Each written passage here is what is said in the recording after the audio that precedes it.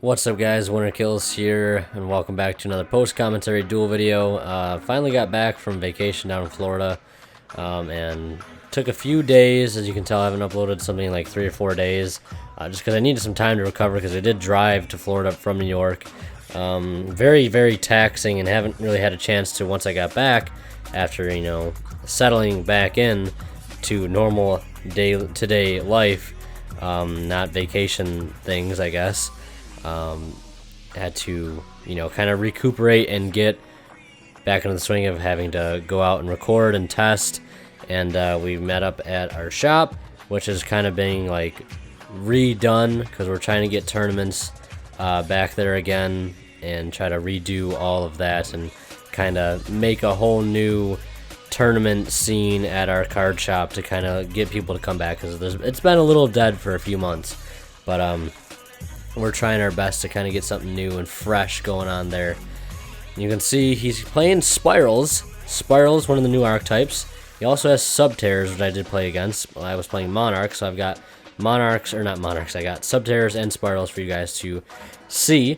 Again, this is like my first time playing in like 2 weeks. I did play once while I was in Florida. I brought my cards. Me and my brother played on like one of the first days we got there. Kind of bored for the first days. Kind of relaxing from the long drive and play testing a little bit.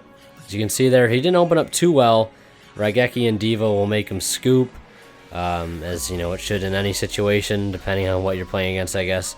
But he went to kind of have like a synchro fusionist type aspect to his build. I'm not sure if like that's standard for most SPYral builds. I know SPYrals isn't the best at the moment and will get better in the future, but you can tell he goes like Charge Warrior, and you can see the Brilliant Fusion Engine here, kind of getting some of that synchro fusionist vibe, as you can see. SPYrals is a kind of unique archetype. I like the artwork on the main one. He's got like the red colored. He summoned him in the game one. Basically, you can special summon him by calling the top card of your opponent's deck, monster, spell, or trap, and if you reveal it correctly, you get to special summon the card for free, which I think is pretty cool. And the archetype I think is really nice, and I think it will get better as time goes on. I don't think it'll be too much right now, so especially since the ban list isn't going to be changing for a while. I thought they were going to change it before YCS Toronto. That is not the case.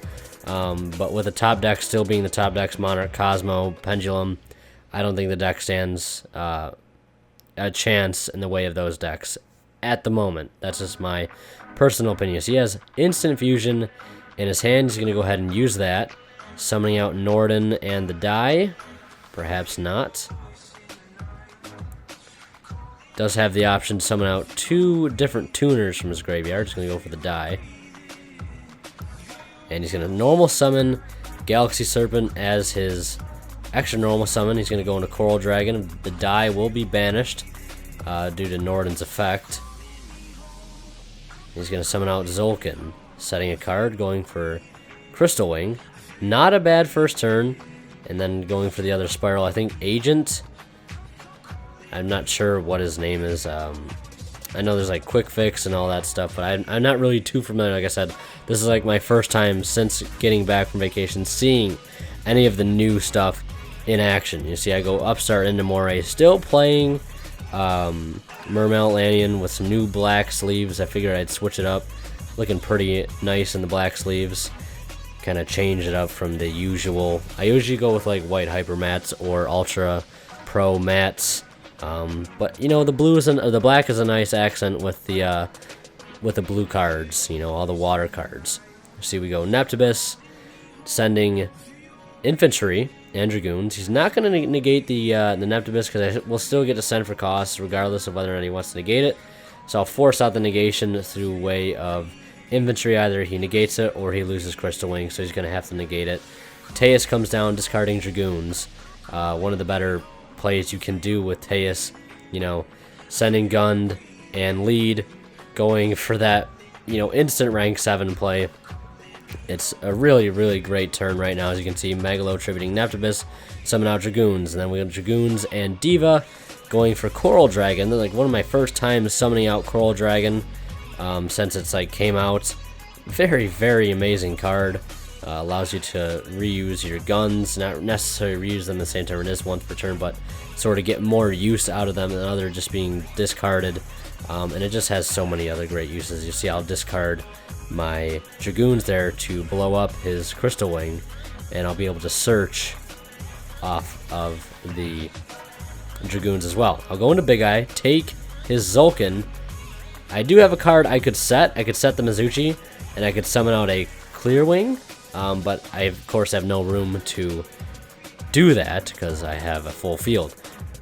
Kind of wanted to go with the style points there and summon out the Moulin by detaching the 1 extra off of Big Eye, putting the 5th water in my graveyard.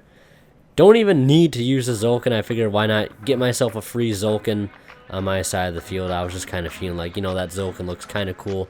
I want it. Give it to me. So I took it with my Big Eye. And then swinging for more than game right there with that huge, huge field. So yeah, that was Atlantean Mermail versus SPYral. Of course, SPYral really didn't get to see their full potential, and I do apologize for that, but it was like late.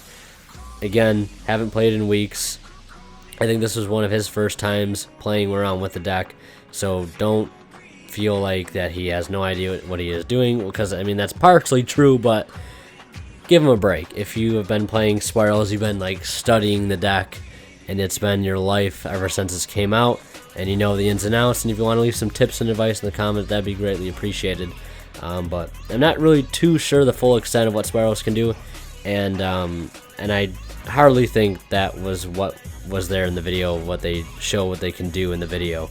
And I feel like they probably would have a little more potential, but just not at the moment. Like I said, I definitely think they'll be better, and I think the deck actually made the card Machine Dupe skyrocket. Not necessarily skyrocket, but the card definitely went up in price. The Ultimate Machine Dupes, I think, were at like $15 at one point, just for SPYrals.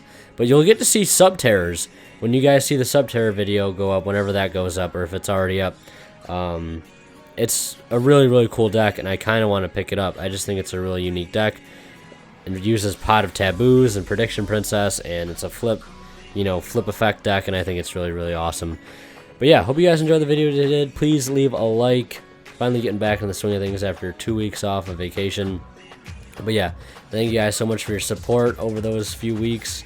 With all the videos that went up that were scheduled, I guess, to go up. I published them, every other day or so you guys would have content. Thank you guys for all the support on those videos. Really do appreciate it. And as always, Winterkill signing out. We'll see you in the next one.